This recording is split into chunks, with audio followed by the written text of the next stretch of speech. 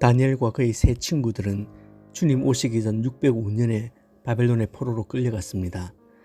당시 바벨론은 첨단 과학 문명이 꼽혔던 당대 문명사회의 극치였습니다. 주변 국가들이 타자기를 사용해서 문서를 작성할 때 바벨론은 컴퓨터를 뛰어넘어 아이패드를 가방에 넣고 다니며 작업하고 프레젠테이션을 하던 나라였습니다. 바벨론이 이토록 번영할 수 있었던 데는 몇 가지 이유가 있었겠지만 그중 그냥 보아 넘길 수 없는 것은 바벨론이 보여주었던 정치적 관대함과 유연성입니다.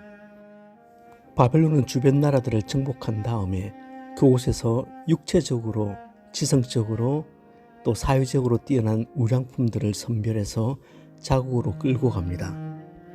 그리고 그들 중에서도 극상품을 다시 뽑아서 바벨론의 문학과 언어, 과학과 역사, 사고방식 등을 가르칩니다.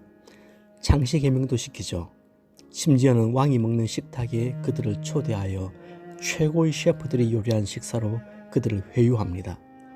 물론 이 방법은 위험천만한 일입니다. 당시에는 음식을 통해 왕을 독살하려는 시도가 많았고 또 그래서 그 음식에 독이 들었는지 안 들었는지 판별하는 사람이 따로 있을 정도였는데 느부갓네살은 자신의 다이닝룸에 식문지의 조물아기들을 불러서 겸상을 한 겁니다. 이 생각의 급수가 다른 왕이죠. 바벨론 왕이 먹는 수라상을 이 조물아기들이 받은 것 얼른 보기에는 굉장한 영광인 듯 보입니다.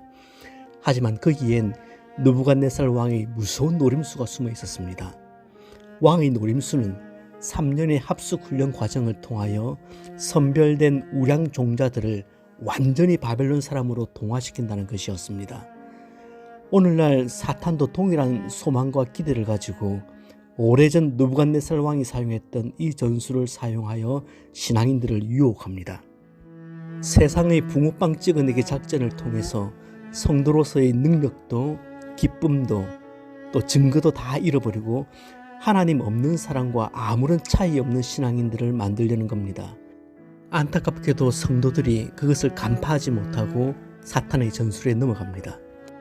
다니엘과 세 친구들은 바벨론의 이런 음흉한 작전을 간파하고 뜻을 정하여 왕의 음식을 거절합니다. 왕의 음식은 위생적으로 부정한 것이 아닙니다. 그건 의식적으로 부정한 겁니다. 그 음식이 보기엔 좋아 보여도 먹기엔 부적합하다는 사실을 알았죠. 이런 궁금증이 생깁니다. 왕립 학교에서 특급 관리를 받던 소년들이 이들 네 사람이 전부가 아니었을 텐데 어떻게 다른 모든 존재들이 속절없이 동화되어 갈 때도 이들만큼은 그 동화의 회유에 넘어가지 않고 오히려 다르게 살기로 결심했는가 하는 점입니다. 포로로 끌려온 다니엘의 나이는 겨우 16세가량입니다. 가장 안정성이 없어서 좌충우돌하는 나이지요. 우리식으로 말하면 이제 중2병 갓 지나고 고등학교 진학을 앞두던 철없는 나이였습니다.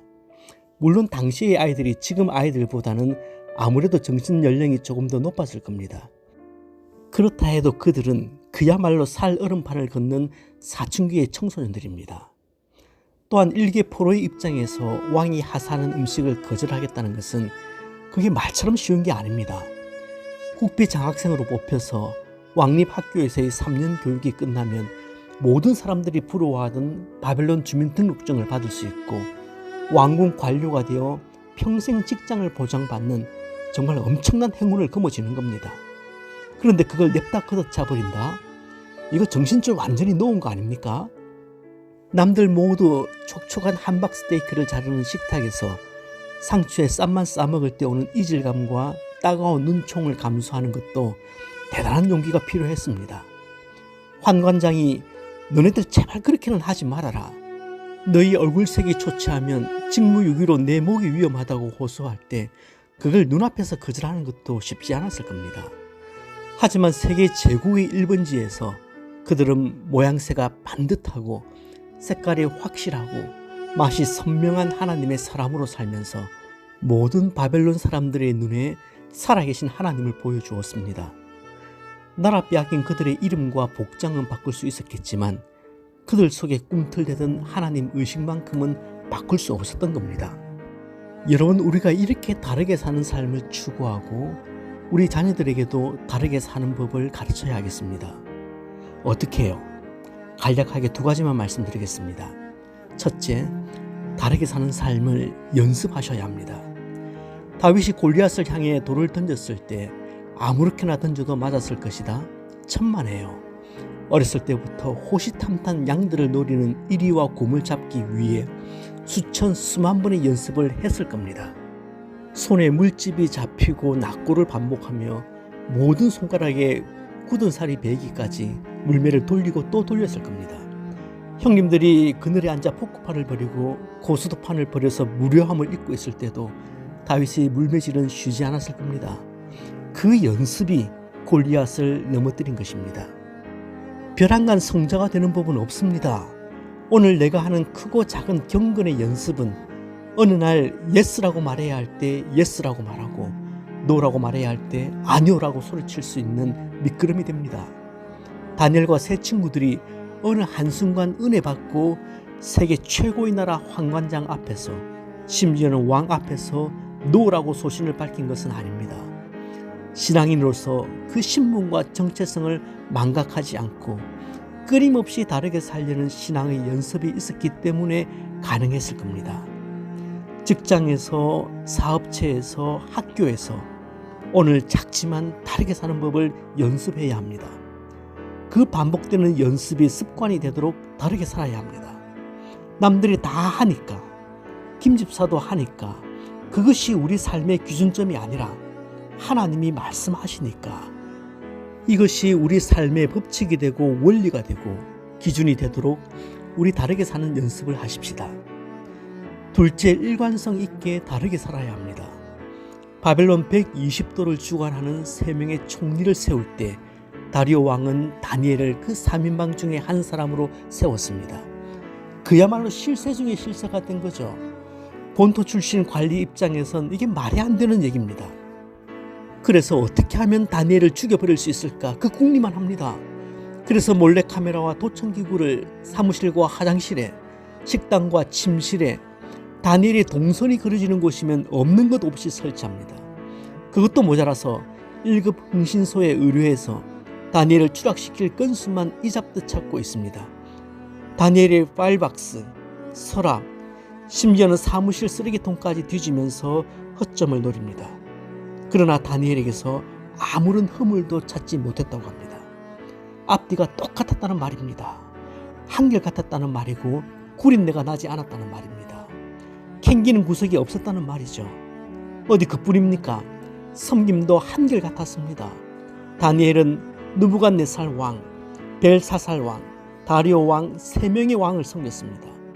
비록 세상 왕이었지만 다니엘은 최고의 전문성으로 그들을 섬기고 나라를 세웠습니다.